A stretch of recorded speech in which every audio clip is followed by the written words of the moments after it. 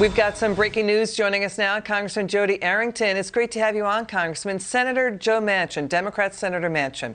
He's now bucking and rebutting and pushing back against the White House. He's saying to the CDC in the White House, you have to extend Title 42, Trump's pandemic border policy. We are now seeing nearly 2 million basically encounters of illegal immigrants at the border when we had 400,000 in fiscal year 2019. So we're at record numbers. So that's what Senator Joe Manchin is saying. What's your reaction? Well, we finally have a Democrat that's speaking the truth to power. Good for Joe Manchin. I welcome the president to actually visit the border to see how overwhelmed and overrun his law enforcement officers are and our communities.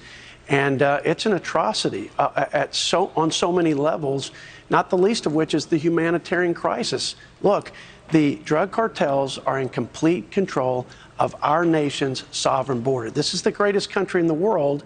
And while we are paying attention to the invasion of Ukraine by Vladimir Putin, there is a more direct security threat to the United States and to our citizens at our southern border, and this president is totally checked out. You know, Congressman, you're with the House Border Security Caucus. Your reaction, we've got shocking new video, overwhelmed Border Patrol having no choice but to mass release hundreds of illegal immigrants into the U.S. So that is what's going on as well. And we have the Biden budget coming in, you know, border security technology. I think, he's spending less on the border than what he's spending on the border in Ukraine.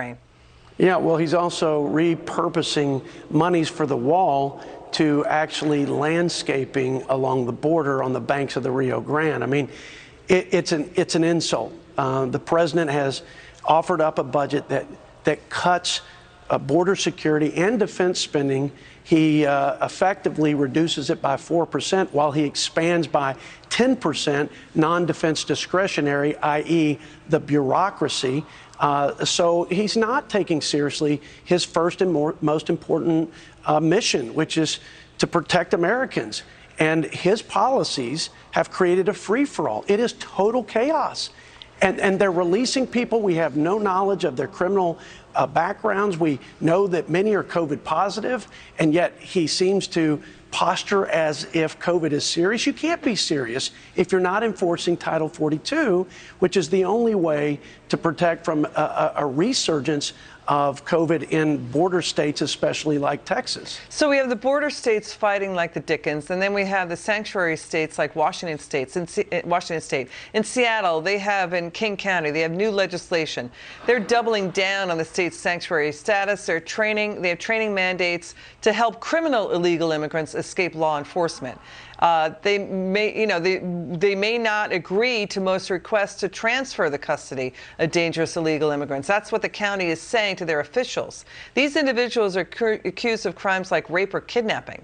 So then you have that, and you have real clear investigations reporting the White House has allowed a more than 11-fold increase in the number of illegal immigrant offenders let out of Texas prisons and into the U.S. population.